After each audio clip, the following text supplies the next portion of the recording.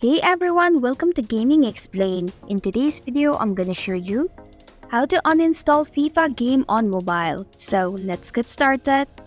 Begin by launching settings on your mobile device. In the search bar, type in apps and perform your search.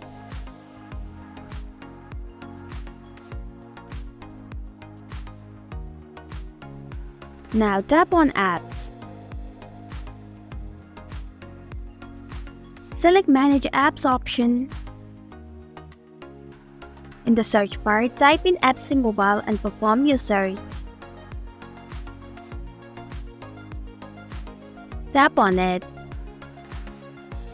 At the bottom of your screen, you'll be able to find Uninstall button. Tap on it. If you are sure, tap on the OK button.